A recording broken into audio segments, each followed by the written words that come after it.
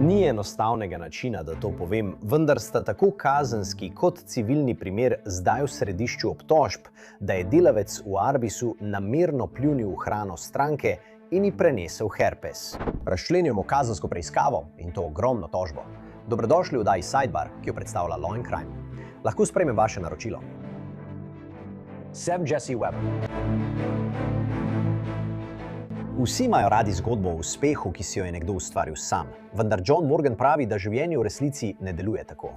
Veliki John Morgan, vsi skupaj, v svoji novi knjigi Življenje je sreča. Ustanovitelj podjetja Morgan & Morgan odkrito spregovori o vlogi, ki jo ima sreča pri uspehu in o tem, kako prepoznati priložnost, ko se pojavi. In to seme je imelo preprosto srečo. Od raznašanja časopisov kot otrok do ustanovitve največje odvetniške pisarne za poškodbe v Ameriki, Morgan deli trenutke, ki so spremenili vse. To je priročnik, kako pristopiti k življenju, sreči in na koncu uspehu. To ni še ena milijarderska biografija, polna poceni nasvetov. Je iskrena, neposredna in polna lekcij o tem, kako spremeniti srečo in nesrečo v nekaj večjega. Zato upam, da jo bodo ljudje prebrali. Upam, da jo bodo cenili. Kupite Življenje je sreča zdaj na Amazonu ali na forthepeople.com/lifeisluck. Poglejte, ne vem, kako naj to povem. Gre za zelo zaskrbljujoč primer. Ta je res precej ogaben. Če so obtožbe glede vsega tega resnično sočustvujem z družino, ker to ni nekaj, kar slišiš vsak dan. In resnično upam, da veste, da se boste morali za tole usesti. Torej, pošteno opozorilo, tole je težko poslušati. To vse povem zato, ker so v zvezi z nekdanjim vodjo restauracije Arby's v okrožju McCurtain v Oklahomi vložene tako kazenske obtožbe kot tudi tožba, saj ga obtožujejo ne le pljuvanja v hrano neke ženske, ampak tudi prenosa herpesa nanjo. Nažalost, pogovorimo se o tem. Torej, vse vam bom razložil. Začel bom s kazenskim primerom, potem pa bom prešel na civilni primer. Zato vam želim prebrati neposredno iz zaprisežene izjave o utemeljenem sumu za izdajo naloga za prijetje Amande M. Hendricks. Citiram. 1. aprila 2026, približno ob 16:30 uri, sem jaz, Zane Mann, uniformirani policist z dovoljenjem mesta Broken Bow, sprejel prijavo, ki se nanaša na delavca v Arbisu, ki je pljunil v hrano stranke. Vzpostavil sem stik z Jenico Church, ki je izjavila, da je 28. marca 2026 šla skozi drive-in Arbisa in oddala naročilo. Jenica je naročila 4 sendviče za 10 obrokov. Uspešno sem stopil v stik z Arbisom glede videoposnetkov in obveščen sem bil, da bom za pridobitev kopij videa potreboval sodni nalog. 10. aprila sem uspel vložiti in vročiti sodni nalog 16. aprila. Prejel sem kopijo posnetka od 22:00 do 23:00 ure zvečer 28. marca, to je bilo 16. aprila. Pri 52 minutah in 57 sekundah Amanda odstranjuje meso z rezalnika. Amanda drži meso v rokah, ga dvigne na raven vratu in nagne glavo navzdol. Pri tem pa lahko vidite, kako slina zapusti njena usta in pade v sendvič. Amanda nadaljuje s pripravo preostalih 3 sendvičev in pošlje naročilo naprej. 17. aprila sem uspel stopiti v stik z Amando in jo prosil za intervju 18. aprila. Ona pa je privolila v srečanje na policijski postaji Broken Bow. 18. aprila je Amanda poklicala policijsko postajo in mi povedala, da se ne more udeležiti intervjuja, ker nima prevoza. Med pogovorom z Amando je izjavila, da imam posnetke in da mi ne bo tratila časa. Da, ona je to storila. In Church zdaj trdi, da ima zaradi domnevnega pljuvanja herpes. Tako je Hendricks zdaj obtožen kaznivega dejanja zastrupitve z namenom poškodovanja, za kar je po mojih informacijah zagrožena kazen do 5 let zapora. To se razlikuje od prvotno domnevnih obtožb. Toda v tem kazenskem primeru se mi zdi, da so dokazi pravno gledano precej močni. Zdaj, razen če obrambni odvetnik ne uspe izločiti posnetkov nadzorne kamere z argumentom, da je bil nalog za preiskavo neveljaven, da je temeljila na lažnih informacijah, da je vsebovala napačne navedbe ali da policist ni imel dovolj utemeljenega suma, da je bilo storjeno kaznivo dejanje, ki bi upravičevalo izdajo naloga. Če se to ne zgodi, če nič od tega ne uspe in se posnetki nadzorne kamere uporabijo, ter so v bistvu takšni, kot so opisani, je to uničujoče. Sam posnetkov še nisem videl. A dejansko vidite incident s pljuvanjem? Mislim, mogoče, glede na ta opis. Ampak tudi, če imate to domnevno priznanje, če prav razumem, bo tudi to problematično. Zdaj ne vem, ali bo obrambni odvetnik trdil, da je res pljunila v hrano, vendar ni imela namena poškodovati, kot ga zahteva zakonski opis kaznivega dejanja. Ni namena domnevno prenesti herpesa. In če predpostavimo, da je incident s pljuvanjem res povzročil, da je Churchova dobila herpes, je to zanimiva povezava. To želim nekoliko bolj raziskati v delu o civilni tožbi, vendar to tam postane zanimiva točka, kaj ne? Ključno je, kaj je vedela. Mislim, ali je imela herpes in ali je namerno pljunila v hrano, vedoč, da ima herpes. To bo ključni element, ker potrebujete to povezavo. Naše razumevanje je, da so Hendriksovo aretirali v nedeljo in so jo pridržali v lokalnem zaporu. Zakaj bi 38-letna Amanda Hendriks to storila? No, po poročanju naj bi Churchova povedala, da imata s Hendriksovo nekaj zgodovine. Ni bilo povsem jasno, zakaj gre. Ni bilo v celoti pojasnjeno, vendar naj bi Churchova dejala, da ni šlo za nič pomembnega. Po poročanju 2 News Oklahoma je Churchova povedala, da je trajalo nekoliko dlje, ko je oddala naročilo, in je rekla, da je mislila, da so jezni nanjo, ker se je restavracija kmalu zaprla. Ponovno, po poročanju 2 News Oklahoma, Churchova trdi, da se je Hendriks hvalil, da je pljunil njeno hrano in da je Broken Bow majhno mesto, tako da je zato izvedela celo Churchova hči. Ženica Church naj bi izjavila: "Obožujem Arby's, zdaj pa ne več." In tukaj je še ena težava. Očitno je tisto noč sendviče delila s svojim tastom in babico po moževi strani. Njena tašča naj bi izjavila: "Moj sin je sedel za mojo mizo in jedel zajtrk. Želel je poljub, pa ga ni mogel dobiti. Seveda sem jezna. Vidim, kaj to povzroča mojim vnukom, mojemu sinu, mojemu možu. Nočem poljubiti svojega moža. Jedel je to hrano. Samo zato, ker nima izbruha, še ne pomeni, da tega nima. Zdaj imamo civilno tožbo." To je tožba, ki jo je vložila Ženica Church s svojo družino, vključno z možem in otroki. In je vložena proti Arby'su iz Broken Bowa, RB Ark Restaurants LLC in Flynn Restaurant Group LP, ki so opredeljeni kot subjekti, ki so lastniki, upravljajo ali vodijo tisto lokalno restauracijo Arby's. Prav tako je vložena tudi proti Hendriksu, prav? Ampak v resnici gre za velike denarje. Vi greste za temi subjekti. To je namen te tožbe. Rad bi vam prebral izjavo o dejstvih v tožbi, potem pa bomo govorili o zahtevkih, razlogih za tožbo, zaradi katerih tožijo. V tožbi je navedeno, da je 28. marca 2026 Jenica šla skozi drive-in v lokalnem Arby'su v Broken Bow, potem ko je pravkar zaključila dolgo izmeno. Po poročanju lokalnih medijev naj bi delala kot natakarica v baru. Šla je po hrano, v tožbi pa je navedeno, da je bila Hendriksova zaposlena, bila je odgovorna za pripravo hrane. In kot boste videli, je to tisto, kar povezuje odgovornost s podjetjem, kaj ne? Zaposleni naj bi domnevno storil delikt, protipravno dejanje, med opravljanjem svojih delovnih nalog. V tožbi je bilo navedeno, da je Hendriksova namerno in zavestno pljunila na hrano. Torej pravijo, da to ni bila nesreča, kaj ne? Nič takega. Namerno, zavestno. Poleg tega tožba trdi, da je Hendriksova vedela, da ima herpes. HSV-1. Kako? Tožba trdi, da je imela Hendriksova v času dogodka izbruh herpesa z vidnimi ranami. Torej naj bi po njihovem mnenju ona okužila hrano s svojim herpesom. Tožba se je sklicevala tudi na posnetke nadzornih kamer, ki sem jih omenil prej. Ampak tukaj je, kaj naj bi se domnevno zgodilo potem, ko je bila hrana pripravljena in izročena. Prebral vam bom dobesedno, citiram. Tožnica Jenica Church je pojedla en sendvič iz naročila, ko se je odpeljala s parkirišča. Tožnica Jenica Church je nato odpeljala domov. Ko je tožnica Jenica Church prispela domov, je preostalo hrano iz naročila Arby's delila s tožnikom Stefanom Dollarhajtom in njegovo materjo. Tožnik Stefan Dollarhajt je zaužil hrano iz okuženega naročila. Tudi mati Stefana Dollarhajta, ki je bila v hospicu skrbi, je zaužila hrano iz okuženega naročila. Noben od tožnikov, ki so zaužili hrano, ni vedel, da je bila okužena slino toženke Hendriks, okuženo z virusom HSV-1. Noben od tožnikov, ki so zaužili hrano, ni privolil v uživanje hrane, okužene s telesnimi tekočinami ali slino, okuženo z virusom HSV-1. Pred 28. marcem 2026 tožnica Jenica Church ni imela HSV-1. Pred incidentom tožnica Jenica Church nikoli ni bila pozitivna na HSV-1.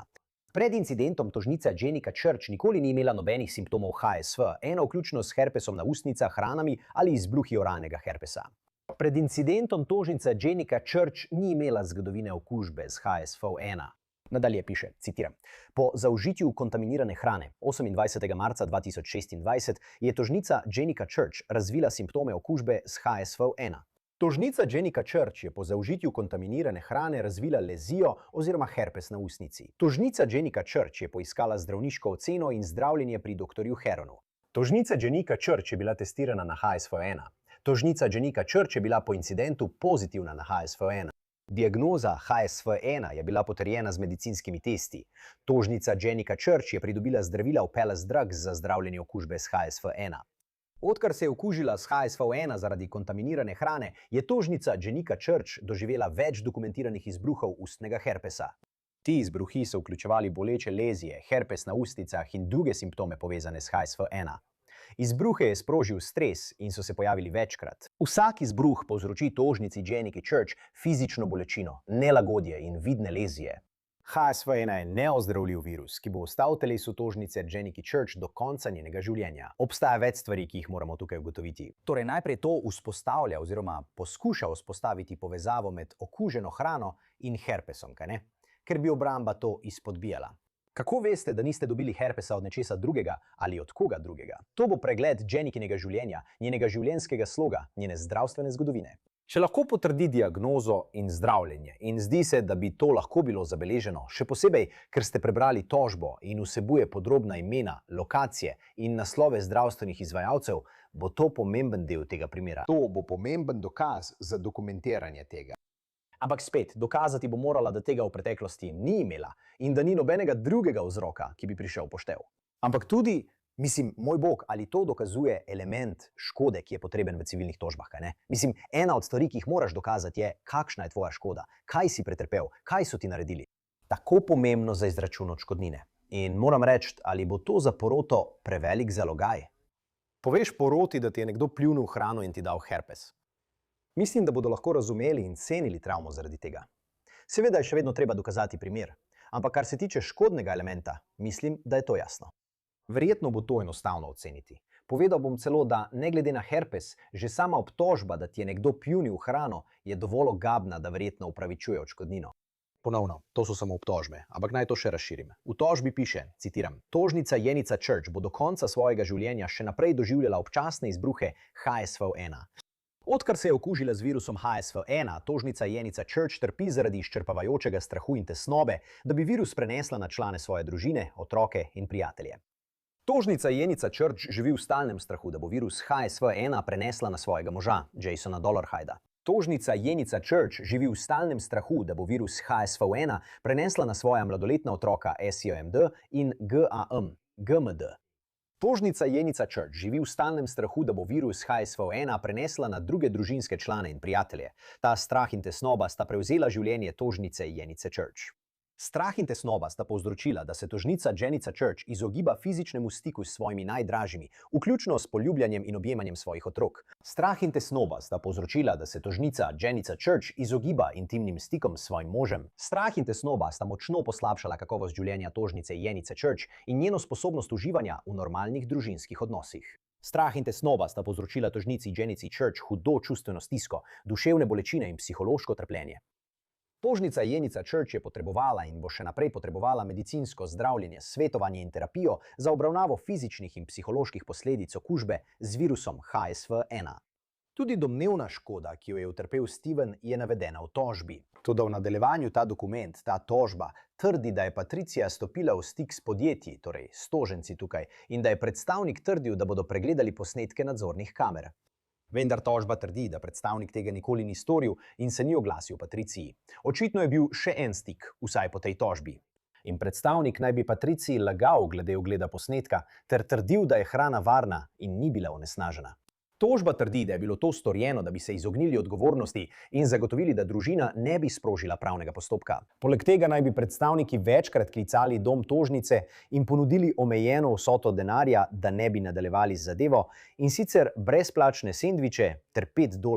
Da naj bi bilo to domnevno nepremišljeno in namerno ravnanje, da gre za obliko nadlegovanja. Ena stvar, ki jo bom povedal, je, kako dokažeš vsebino tega pogovora. To verjetno ne bo bil posnet pogovor, razen če, ne vem, morda je bil na snemani liniji. Veš, ko pokličeš podjetje, ti povejo, da se klic snema. Mogoče. Nisem prepričan, če je bilo kaj zapisano v elektronski pošti. Ampak če je bil to samo telefonski klic, ni posnetka, boš verjetno imel različne opise tega pogovora, kaj ne? Ampak spet, vrneš se k škodi, vrneš se k temu, kakšna je odškodnina. Trditev je, da so utrpeli hudo čustveno stisko, tesnobo, duševne bolečine, psihološko poškodbo, okrnitev zakonske skupnosti. To je zanimiva stvar, ki se jo dodal, ker izgubiš nekatere koristi odnosa zaradi nastale škode. O tem bom govoril še malo več. Ampak glejte, način, kako podjetja spravite na odgovornosti o tem, da naj bi subjekti niso pregledali hrane. Niso opravili ustreznih preverjanj preteklosti, niso zagotovili ustreznega usposabljanja, niso disciplinirali ali odpustili Hendrix. Da niso vzpostavili politik ali postopkov, da bi preprečili kaj takega, kontaminacijo, domnevno kontaminacijo, in da so bile prav te napake vzrok za to, kar se je zgodilo. Zdaj ja, z pravnega vidika, če zaposleni namerno kontaminira hrano stranke, to podjetje postavi v težak položaj, zagotovo. Protiargument bi bil, glejte, nimamo čarobne krogle, naredili smo vse prav, sledili smo vsem postopkom. Nismo imeli razloga verjeti, da bi ona kdaj naredila kaj takega. Spet, če predpostavimo, da so obtožbe resnične. In predstavljam si, da bi lahko bil argument, da tega v preteklosti ni nikoli naredila nikomur. Tega ne morete dokazati. Čeprav je v pritožbi del, ki pravi, citiram, na podlagi informacij in prepričanja je obtoženka Hendriksova ravnala malomarno ali namerno kontaminirala hrano tudi za druge goste v restavraciji Arbis. Na podlagi informacij in prepričanja je obtoženka Hendriksova izvajala vzorec ali prakso kontaminiranja hrane, ki je bila postrežena strankam. Na podlagi informacij in prepričanja so pravne osebe obtoženke vedele ali bi morale vedeti za nagnjenost obtoženke Hendriksove k kontaminiranju hrane in niso sprejele ustreznih ukrepov za preprečitev takega ravnanja. In tu je še ta del. Citiram, vložitev kazenskih obtožb proti obtoženki Hendriksovi potrjuje namerno in kaznivo naravo njenega ravnanja. Poglejte, izid kazenskega postopka ne bo nujno neposredno vplival na civilni postopek. Včasih se lahko zgodi, da je v kazenskem postopku izrečena oprostilna sodba, v civilnem postopku pa ugotovljena odgovornost. Lahko pa tudi obratno. To pravim zato, ker je dokazni standard drugačen, kaj ne? V civilnem postopku se uporablja nižji dokazni standard. Ni treba dokazati onkraj razumnega dvoma. Običajno gre za pretežno verjetnost dokazov, torej, da je bolj verjetno kot ne, da se je nekaj zgodilo. Kljub temu pa lahko obsodba ali oprostitev na sojenju določi strategijo obrambe v civilni zadevi. Ima pa tudi še en vidik, ki ga želim izpostaviti. Torej, zakaj tožijo? Poglejmo obtožbe. Poglejmo vzroke za tožbo. Prva točka, napad. Torej, to sta Jenica Church in Steven Dollarhide proti Amandi Hendricks. Torej, trditev tukaj je, da je Hendricks povzročila škodljiv ali žaljiv stik s temi ljudmi, tako da jim je namerno pljunila v hrano. To je obtožba. Vedela si za herpes. Oni o tem niso vedeli, niso dali soglasja. Utrpeli so poškodbe, čustveno stisko, strah, izbruhe. In tukaj je še element vzročnosti, ki ga imate v primerih osebnih poškodb. Da sta bila kot posledica domnevnega, škodljivega ali žaljivega stika Jenika in Štefan poškodovana ali prizadeta. Druga točka, namerno povzročanje čustvene stiske. Spet gre za Jeniko Church in Štefana Dollarhida proti Amandi Hendricks. Tukaj je argument, da je bilo domnevno dejanje Hendriksove skrajno in nezaslišano, da presega vse meje spodobnosti, kar, mimogrede, tukaj lahko kar ustavite. Če je obtožba resnična, pljuvanje v hrano nekoga in prenos herpesa nanj, mislim, da bi to spadalo v to kategorijo. In ne pozabite, v tožbi vam ni treba vsega dokazati, le navesti morate, da vaše obtožbe podpirajo te točke. Jaz bi trdil, da obtožba, da vam je nekdo s herpesom pljunil v hrano in ste zaradi tega dobili herpes, lahko šteje za skrajno in nezaslišano ravnanje ter namerno povzročitev čustvene stiske. Sestavni del skrajne čustvene stiske so strah, tesnoba zaradi možnosti prenosa na druge, duševne bolečine, šok, ponižanje, psihološko trpljenje. Povedal bom še enkrat. Ko vidim, da je ta točka vključena v tožbo, sem včasih skeptičen. Kot da bi bilo težko dokazati, tudi če sprejmete, da je vse res, kar tožnik trdi in kar pravi, da se mu je zgodilo, ali je bilo to res namerno? Je to res čustvena stiska? Tukaj se vračam na prejšnjo točko. Če vse to res je spoznanje, da vam je nekdo pljunil v hrano in vam dal herpes, ko tega sploh niste pričakovali, popolnoma spremenilo vaše življenje. Spet vem, da gre za obtožbo, ampak lahko si predstavljam, da bi takšna tožba zagotovo imela smisel in bi ji dovolili, da gre naprej. Tretja točka. Malomarnost. Torej, to sta spet Jenica Church in Stefan Dollarhide proti Amandi Hendricks. Malomarnost. 4 elementi. Dolžnost, kršitev, vzročnost, škoda. Tukajšnji argument je, da je imela Hendriksova kot zaposlena do njiju dolžnost skrbnosti. Dolžnost uporabe razumne skrbnosti pri pripravi hrane, ki naj bi jo domnevno kršila. Tega ni storila. Kar naj bi storila, jim je povzročilo škodo. In pregledali smo, kakšna naj bi bila ta škoda, oziroma kakšna naj bi bila po njihovih trditvah. Četrta točka. Malomarnost per se. Torej spet, Jenica Church, Steven Dollarhide proti Hendricksu. Malce drugače. To je skoraj avtomatska malomarnost. Trditev bi bila, da naj bi domnevna kazenska kršitev, torej trditev, da je kršila kazenski zakon, pomenila, da je Hendricks storil avtomatsko malomarnost. Samodejno velja, da ste kršili to dolžnost. To je malomarnost po zakonu. Peta točka. Odgovornost za izdelek. Stroga odgovornost. Jenica Church proti vsem korporativnim subjektom. Torej, tukaj je argument, da je subjekt prodajal živilske izdelke, sendviče. In ti izdelki so bili pokvarjeni, ker so bili onesnaženi. Izdelki, ki so bili pod nadzorom subjekta. To je zanimiva trditev in pomeni, da je stroga odgovornost, če je s proizvodom težava, ste samodejno odgovorni. Vedno pomislimo na to, kadar pride do okvare izdelka na proizvodni liniji v tovarni. In ja, to so primeri, kjer pride do onesnaženja, pa naj bo to namenoma ali zaradi malomarnosti, karkoli že. Mislim, podjetje je lahko odgovorno. Ampak tukaj imate opravka s podobno situacijo, kaj ne? Imate opravka z domnevnim onesnaženjem, podobno kot na proizvodni liniji. Gre za postopek priprave hrane. In trditev je, da je bilo to storjeno namerno. To je obtožba. Številka 6. Malomarno povzročanje čustvene stiske. To je Steven Dollarhide proti vsem obtoženim. Podobno kot smo že prej govorili, da je argument tukaj, da so imeli obtoženi dolžnost skrbi, da zagotovijo stranki, kot je Steven Dollarhide, hrano, ki je varna za uživanje. Da so to dolžnost prekršili in povzročili čustveno stisko. Številka 7. Malomarno povzročanje čustvene stiske. To je Patricia Dollarhide proti vsem obtoženim. Podobna zadeva. Točka 8. Odgovornost delodajalca, posredna odgovornost. Torej, to so vsi tožniki proti vsem pravnim osebam med obtoženimi. Zdaj bi rad to izpostavil, nekako sem to že omenil prej, to je zelo pomemben del večjih tožb. Dejanje zaposlenega se lahko pripiše delodajalcu. Tukaj trdijo, da je Arby's, podjetje, zaposlilo Hendriksovo, da naj bi ona storila napad, namerno povzročitev čustvene stiske, malomarnost med opravljanjem svojih delovnih nalog. To je ključno. Ni tako, kot da imaš osebo, ki dela za podjetje, potem pa po službi gre v bar in nekoga udari. Podjetja zato ne moreš imeti za odgovorno. Ni upravljala svoje službe, ni poskušala izpolniti svoje funkcije. Bilo je zunaj prostorov podjetja. To ni to, kar se je zgodilo. Te obtožbe so zelo drugačne, saj naj bi ona onesnažila hrano medtem, ko je delala na tej lokaciji, v tem podjetju med delovnim časom. Tako bi bili subjekti lahko odgovorni za domnevna dejanja svoje zaposlene, svoje zastopnice, Hendriksove. 9. tožbeni zahtevek. Malomarna zaposlitev, zadrževanje, nadzor in usposabljanje. Vsi tožniki proti vsem korporativnim toženim strankam. O tem smo že malo govorili prej. Subjekti imajo dolžnost, da ustrezno zaposlijo, zadržijo, nadzorujejo in usposabljajo svoje osebje pri pripravi hrane in higieni, da preprečijo onesnaženje hrane. Argument je, da niso ustrezno preverili Hendriksove, da ji niso zagotovili ustreznega varnostnega usposabljanja, niso ustrezno izvajali politik za preprečevanje onesnaženja, niso jo nadzorovali, niso jo spremljali. 10. točka. Malomarnost. Vsi tožniki proti vsem korporativnim tožencem. O tem smo že nekako govorili prej. 11. točka. Izguba skupnosti. V redu, Jason Dollarhide proti vsem tožencem. Torej, argument je, da sta Jason in Jenica poročena. Vendar pa naj bi Jenica domnevno dobila herpes, zaradi česar je trpela čustveno, psihološko in to je negativno vplivalo na njun odnos. Izgubil je družbo, tovarištvo, naklonjenost, udobje, pomoč svoje žene, telesno intimnost. Izgubil je koristi zakona. 12. točka. Ponovno izguba skupnosti. To je eden od otrok SJMD proti vsem toženim. Torej, to je otrok Jasona in Jenice. Ponovno uveljavlja izgubo materine družbe, družabnosti, udobja, naklonjenosti, da se je Jenica izogibala fizičnemu nadzoru. Stika s svojim otrokom zaradi herpesa, ne želi prenesti okužbe. Imate še eno točko, naslednjo, 13. točko. Izguba skupnosti za drugega otroka. 14. točka. Izguba zakonske skupnosti. To je Patricia Dollarhide proti vsem toženim, ker je Patricia poročena s Štefanom.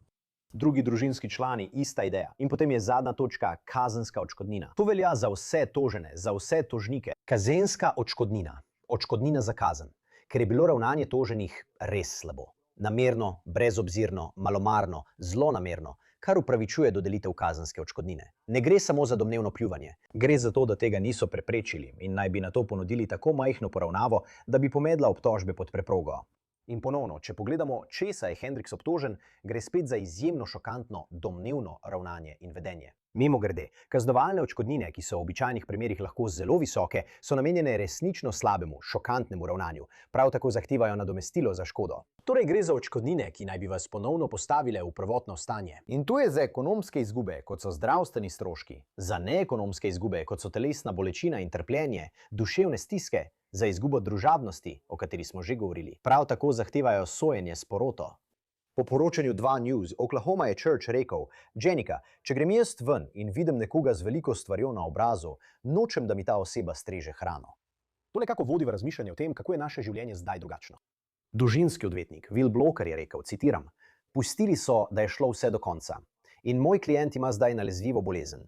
To mora biti kultura, ki je globlja kot Arby's v Broken Bow v Oklahomi. Morda je to Flynn Restaurant Group in vseh 300 restauracij, ki jih imajo v lasti. Ne vem, ampak bomo izvedeli. Ko to slišim, se vprašam, ali gre za skupinsko tožbo. Bodo še drugi tožniki v podobnem položaju, ki so doživeli isto stvar? Ne vem, mogoče pa ne. Očitno je ta medij stopil v stik z Arbi za komentar. Do trenutka snemanja še niso prejeli odgovora. Res žalosten primer, milo rečeno. To je vse, kar imamo za vas tukaj na Sidebaru. Najlepša hvala, da ste bili z nami. In kot vedno, prosim, naročite se na YouTube, Apple Podcast, Spotify ali kjerkoli poslušate podcaste. Lahko nas spremljate tudi na NBC-jevi platformi Peacock. Če me želite spremljati, X, Instagram, moja oddaja na News Nation, Jesse Weber Live od ponedeljka do petka ob 23. uri po vzhodnem času. Se vidimo naslednjič. Vsi skupaj.